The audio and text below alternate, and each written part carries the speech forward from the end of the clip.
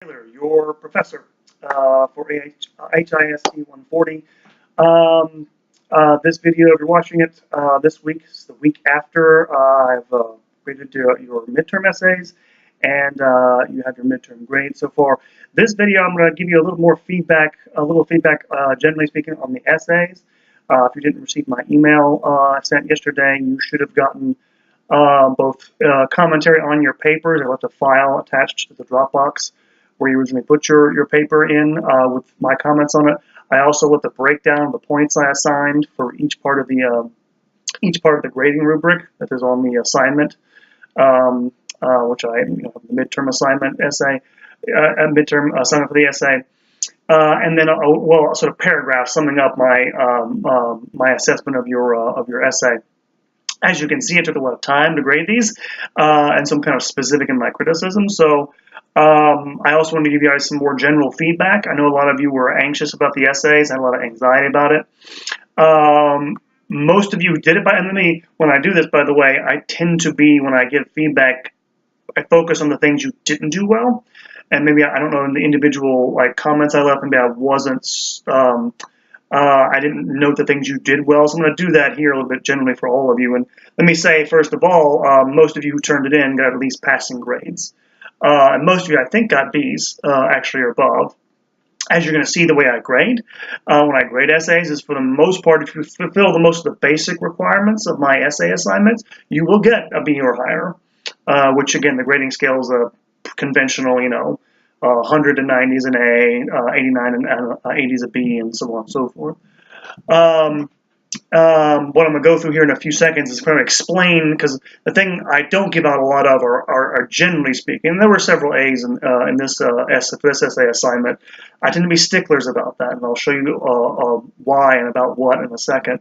Let me start off by saying, though, your guys' essays were good in a lot of ways. A lot of positive feedback I have for you, and I may didn't do that as well, again, on the essays. So I wanted to say this about all of you for the most part. In terms of what you did right, you did a lot of things right. One of the things you guys did very well, and this is not actually, and I said, well, this isn't that big of a deal. It is a big deal. You guys made clear, demonstrated, pretty much all of your essays, that you had done the readings and that you had absorbed the information, and you're able to demonstrate that to me. Maybe that doesn't sound like much, and in college it's a basic skill, but you have to be able to do it. Not just absorb the information, but then write a paper, at least showing, hey, yeah, I read that stuff you gave me, and I know what it is, and where it fits into my paper and everything. And some of you, obviously, a lot of you, most of you, read the source readings with care and showed that. I mean, the source readings from the Major Problems book, which come back to this in a moment. What I wanted a lot of you to do is try to, use those sources to make an argument. Most of you did that just fine. Certainly, you guys understand a lot of basic knowledge from the textbook, which is very, very good. You guys understand clearly, and made clear to me that you understood significant aspects of early American history.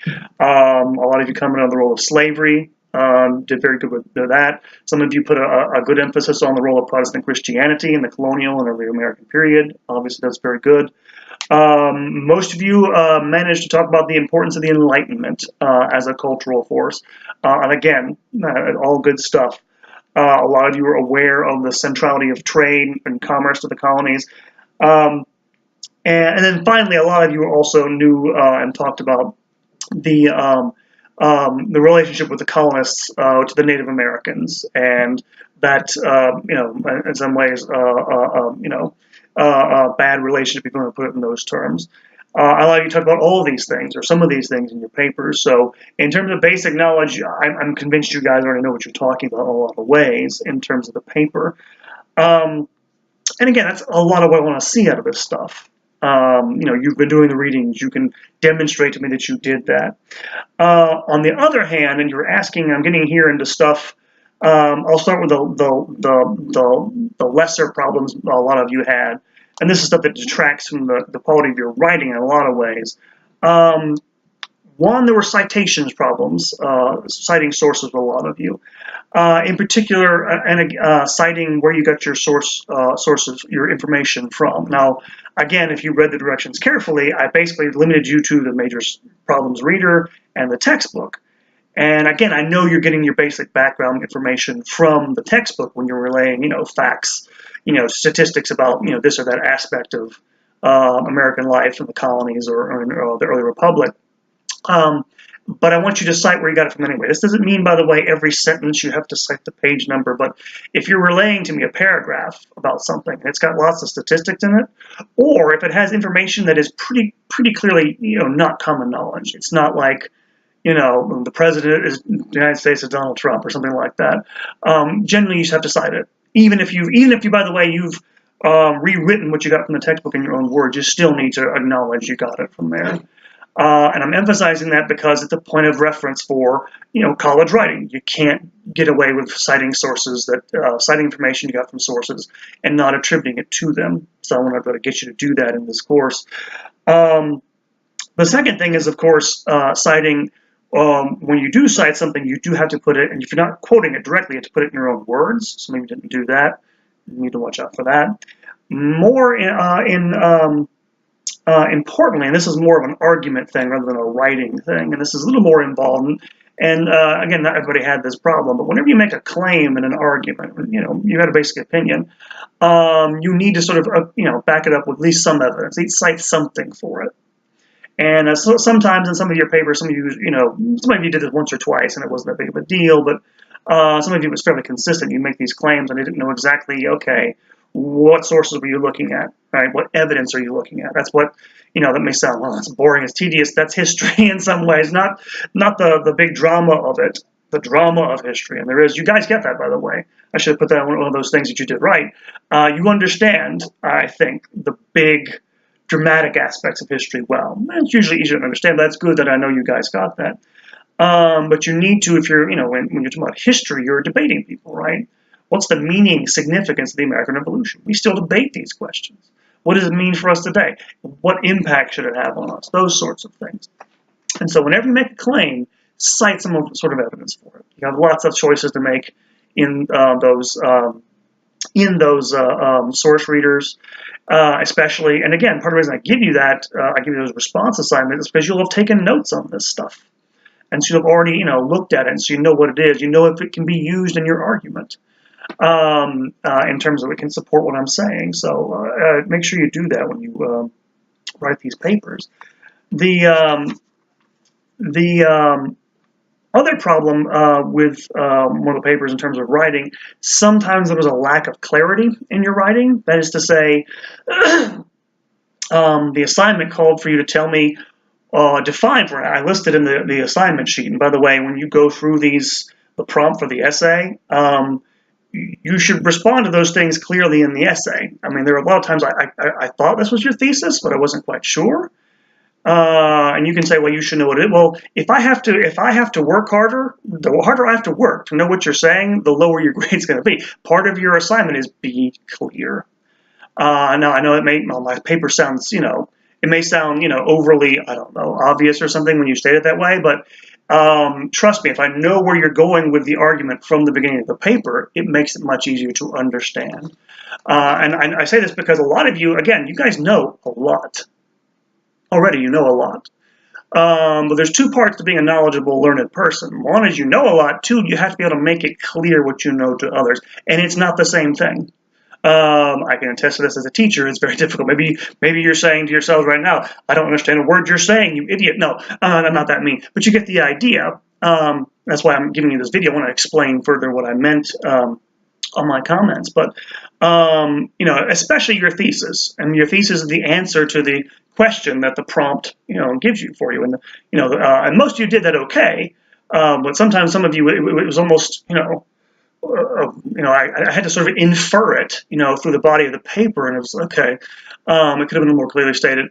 Or sometimes you guys would, you'd start, you had the thesis in the beginning, and you'd go through the body of your paper, and not everything, every paragraph related back to I was like, why is this related to the thesis that you laid out in the beginning, something like that. So being clear.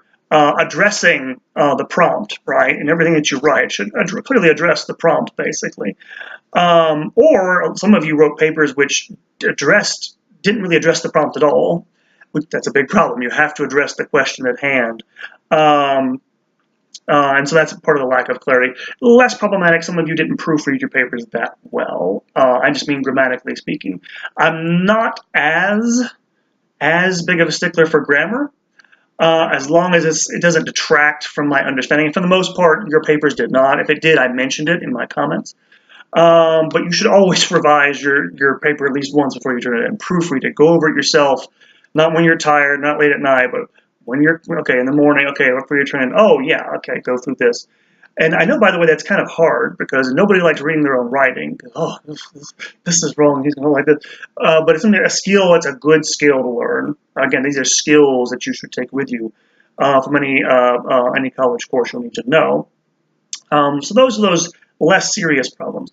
The one thing I want to talk about, and this is something I wanted to talk about because on some of your papers, I mentioned for some of you that I didn't get a sense that you understood what I meant by developments, historical developments.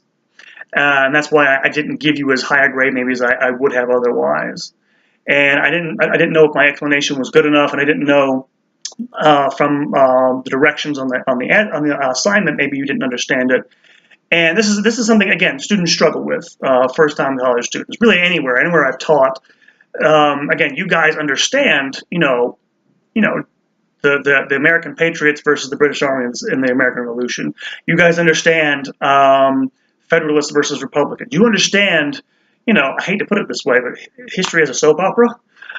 History as a drama, right? Where someone's opposing somebody else, and that as a story. You guys get history as a story, right? It's something I think people natively think in those terms. It's a fairly universal way of seeing it, and that's, by the way, part of what history is. It's a story, or a history that you write as a story, a narrative. But it also means sort of studying developments, patterns of change over time. And this is where some of you, there was some problem with this, where you guys, I thought you understood events, significant events. Again, your knowledge was broad and deep for the most part, and you guys would list, significant events, significant ideas, significant, social movements, or mention them, right? But I would say something in my comments. Well, I didn't think it was clear what the development was, or what the or that it was a real development, and how that played into what Americans thought their national identity was by the time of the early republic, the 1820s. But we stopped off before the midterm in terms of the narrative of this course. And so, rather than just tell you what I'm talking about, I give you a more specific idea. I'm gonna show you in a moment what I mean by understanding historical development. Right. So, on the essay, a lot of you, when you wrote down, okay, what shaped American identity, you said slavery, right? And this is, of course, a good answer because it's really important, obviously, for the history of the country. And by the way, you could have written a response to that question where you only list slavery by itself as being the overriding factor, right? That'd been fine with me, and some of you did, and you did a decent job of it. And so I'm going to give you basically what some of you on your papers wrote when they talk about, okay, slavery was a development that played into American national identity in the early 1800s. It usually went something like this. I'm going to give you two different versions of this, and I want you to see if you can't tell the difference. The first version goes something like this. Well, when in the 1500s, or this should be the 15th century, the 1400s, Europeans established a slave trade in Africa, and then they went to the New World, and then in the 15th and 1600s, began importing slaves to the Americas. And then in English colonies in Virginia, they began importing slaves into their colonies in 1619, into the early 1600s, right? And some of you cited the source for this. It was very good. And then, of course, later on, because they saw Africans as being inferior, racially speaking, they started importing more of them. And so slavery began to be more important than it had been before, more important as a source of labor than indentured servants who had been more prominent before. And then, of course, the planters in the South, like William Byrd, like you guys cited, William Byrd, as an example of these slave plantation owners, became really wealthy because of this. And so they passed laws in Virginia restricting freedoms of African slaves, and so basically sort of controlled them like that. And then, of course, the slaves began to sort of fight back against this. The biggest rebellion was in 1739, the Stono Rebellion in South Carolina. And then, of course, later on, you have the Revolution, in which the plantation owners, like the patriots in Boston, are all appealing to liberty and freedom and equality and stuff like this, and they win the Revolutionary War. But then the slaves begin to get the idea that they can be free, and they begin appealing for their freedom. A lot of you guys cited that good source from the source reader, the slave arguing for his freedom in the same terms that the plantation owners were arguing for, but the slave owners didn't want to give it up because their livelihood depended on this, and thought they were superior. And they thought Americans were inferior. And again, you guys cited that source as a good thing. And then, of course, you go on to the end of this and say, and this is what played into, a theory of American identity, as, I think some of you mentioned it being, equality only for white people or something like this. And that was a good answer, and you guys had a good sense of that. That's one way to tell a brief story about the significant development in early American history, slavery, right? That's one way. Okay, that's the first way. That's what a lot of you did, and it's good. A lot of good information there. Everything in it's basically true. Now listen to the second version of more or less the same story, referring to the same events. When Europeans first started trading for slaves in Africa in the 15th century, the Portuguese did, and so when powers like Spain and England started colonizing the world, they imported slaves from Africa and brought them to the colonies. In England, they began with indentured servants. But slowly began to use slaves more and more, partly because after 1676, in Bacon's Rebellion, a lot of the people who rebelled against the colonial government there were in fact indentured servants. So the plantation owners, being nervous about whether if they could control these indentured servants, decided to start importing more and more African slaves, partly because they were, thought they were racially superior to them, partly because, because of the whole trauma of being enslaved, they were more docile. And so by the end of the century, because of this, as a result of this, the slavery began to become the primary source of unfree labor in the American colonies, and in particular, it became the primary source of labor for the southern plantations, which in turn, because they had a cash crop they could sell, they would actually, sell that stuff to the northern colonies who had slaves but not as many, and they would trade that, of course, back to Britain. And so slavery became the engine as a result of the entire colonial economy, which in turn became part of the larger economy of the British Empire, which of course was based on the Atlantic slave trade. Which in turn, of course, as a result of all this, made those southern planters much more wealthy. And you see this in William Byrd. You can take a look at his diary, what a wealthy, educated guy he is, because he owns other human beings. And of course, you have all these laws which, over time, actually restrict the freedoms of African Americans. They had actually been more free earlier on in the colonies when their labor was less central to the economy. And so as a result of them slavery becoming so central to the economy, that's why you get these laws against whites marrying blacks and stuff like this. Other words, African slaves become by the 18th century defined as the personal property of their masters, whereas they had not been before, because because they had become that central to the economy of the southern colonies themselves, the plantation owners, but also the colonial enterprise as a whole in the 18th century, which, as I mentioned before, made the southern plantation owners that much more wealthy, and made them that much more important part of the British Empire. But it also meant, of course, they had to maintain their status through, well, quite frankly, violence. And of course, this happens in the Stono Rebellion when you have the slaves, which another development, another significant change, of course, is that the Africans, when they came to the colonies initially in the 1600s in North America, weren't one community. They were different African nations. By the time you get to the 18th century, because of the importation of slaves, because they had assumed a centrality to the slave owners, they had formed an African American community, which by then could communicate with each other and tell each other they didn't like being enslaved, and so they rebelled against it and were put down viciously and brutally by violence. And so you have an increasing, as a result of all this, plantation owners becoming more wealthy, more assertive about their place within the British Empire. At the same time, they have more anxieties about how hard they have to work to keep all this stuff, keep all the slaves in line, which makes them makes them oversensitive to criticism from their British masters. They don't like being treated as inferiors or dependents by their British masters. And so, of course, when they impose the taxes, they begin to rebel. That leads to the revolution, which, of course, leads them also to argue that, of course, they are free and equal, which, of course, in turn, is picked up by not just African slaves, African American slaves, but also women, that they have equal rights as well. However, by this time, slavery has become so central, not only to the economic life of the colonies, but to the definition of what it meant to be a free citizen, that the Southern plantation owners doubled down on this.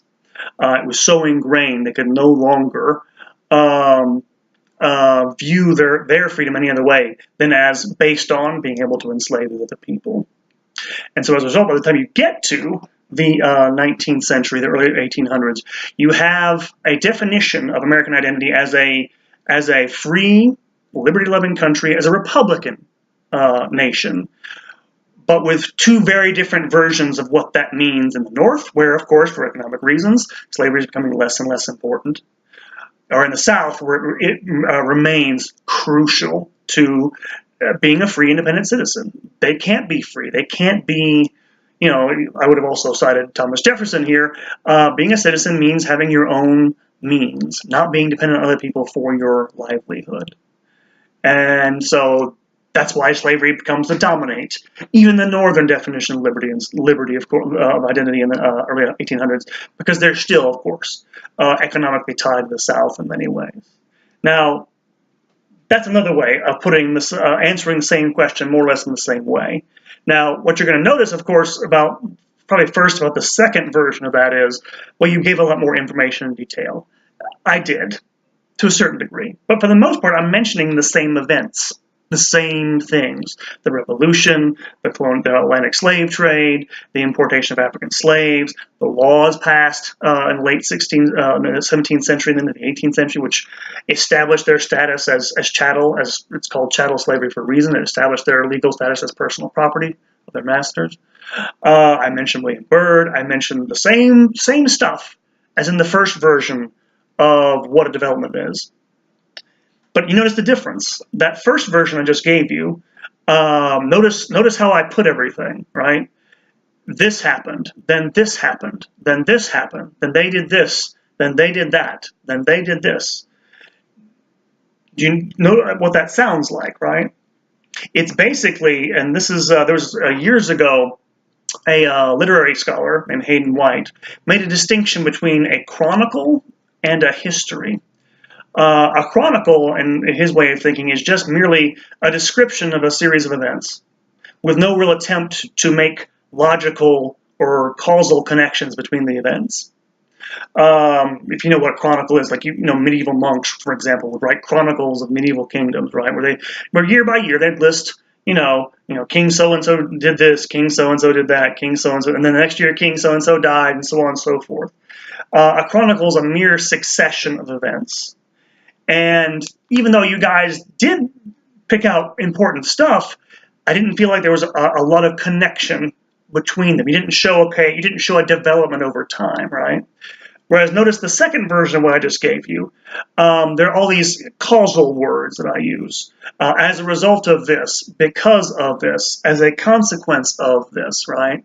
That second version shows you the link between, oh, indentured servants caused the rebellion, don't want to use them anymore, ergo start importing more slaves. Start importing more slaves, ergo laws passed restricting slaves' freedoms, ergo increasing wealth of planters, ergo increasing political importance of planters and slave owners in the empire, ergo increasing importance of the colonies in the empire, and so on. So you see how different that is, right? It should sound different because it is different. A lot of you, I didn't think, showed me those connections, right? Or at least not clearly enough. And again, the first one is basically, it's a good attempt. And for the most part, students, it's hard for you to understand a development which is, it's not impersonal per se, but it's not merely, George Washington versus so-and-so. It's not about personalities per se. It's about patterns of significant change, right? Over time, where the pattern I'm describing in that second version of slavery as development is it's becoming increasingly enmeshed in the society of the colonies, directly in the South because of economic, but also social. Its social value to the planters, but also indirectly in the North because, of course, part of its prosperity depends on the prosperity of the southern colonies. And so they're linked by that. So it affects everything. You see how it sort of spreads over time, and it has other effects, right? It has the effect of creating essentially an African-American, almost a separate African-American nation of slaves within the country itself. It has the effect of helping to separate, ultimately, the United States, the colonies themselves. It's, I mentioned the anxieties, you got this in reading William Byrd, that it led to about their relationship with their superiors, which they didn't like being referred to as inferior to them. And so you see, I make clear the causal or logical connections between events that are listed. And I don't merely list them in chronological order. And that's what I'm looking for when I say developments. Looking for events listed in chronological order, of course, but connected in ways. And again, this has to do with matters of expression and interpretation. And it's the hardest thing you do as a historian. So I'm going to make it clear here, this is a community college course. I don't expect any of you guys to do this well. To be bluntly honest, most of you don't do it that well. I do it better because I've been doing it for years. So I don't expect that. What I expect is you understand what it is and try to do it. And I think pretty much, I know all of you can. I know all of you can. And some of you basically did anyway, and some of you did great, actually. I was very happy with it. I probably gave more A's on this midterm assignment than I ever had before, so feel good about that. But it's something to really focus on, and I'll try to give you, I'll try to remind you guys of that going forward. And this doesn't mean, by the way, there are other ways you can talk about things. Some of you guys did and talked about developments, talked about, at least a couple people in their papers, talked about, I guess the way they put it was oppression of colonists over, Native Americans and African Americans, but also, I guess, women, if you can put them that way, at least white men. And again, there's more than, logical or causal ways of linking events and ideas and people. You can, link them by category. In this case, okay, you have this obvious continuity of, people in the 1700s, 1800s viewed the world in hierarchical terms. So naturally, they treat inferiors in a different way. And some of you guys did a good job of gathering those things together in your paper, although I didn't necessarily get a sense of how that changed over time. It felt like a couple of you, from the beginning, America was oppressive, and by the early 1800s, they were still oppressive. And so I'm like, okay, how did that? I didn't get a sense of the development of change, significant change over time. Just felt like more and more examples of the same. But you were trying to do that, clearly. And so as long as you're doing that, that's what I want to see. Trying to do that, trying to make those connections. And again, I'm really putting I'm nitpicking in these essays. They're the biggest, most important things you'll do grade-wise in this course if you want to get the grade. And they're the most important for bringing all these things we've been doing together. Because one of you mentioned the feedback form. I think it's just like we're doing busy work in this course. No, actually, everything you're doing should connect to the papers. The notes you're taking on those sources, you should be using them to write the essays. Again, go look at the essays. Go get ahead. See how you can use them take notes on them based on the question. You already know what the question is going to be. So take notes and use them. Plan to read these sources in light of what you're going to write. Same way with the discussions. Use them for your own advantage in terms of understanding those sources and how they relate to, the narrative you get in the textbook. And this is, again, I give you the textbook narrative not because there's one true narrative of the country, but because different historians take different approaches to the history of the country. And again, I don't expect any of you to go to become professional historians. It's not the point. It's to give you the basic skills that you might be able to do that, or at least in, for your own purposes, you can think through it in the way an historian would. And it's not rocket science. It's pretty simple. It's just hard to do, and to do it well, you have to kind of do some painstaking work. And I'm here to make sure you do it. And so that's why I put so much emphasis on these. Again, may seem like perhaps hair-splitting, minutia, perhaps. But attention to detail is very important to me as a professor, but I think in terms of understanding and history well, and being able to, do that well, and learn the skills that we teach well. Which, again, I'll reiterate it here. I think these are skills that are transferable to other things, especially professions. If you're in the medical profession, you'll have to write case histories, reports, where you have to make logical and causal connections between events, symptoms, they change over time, that's what you'll have to do there. Certainly in the legal profession, you'll have to do casework where you're trying to get a logical chain of events. And this is something, again, it's a general skill, and historians just use it for purposes of understanding the past, that's all.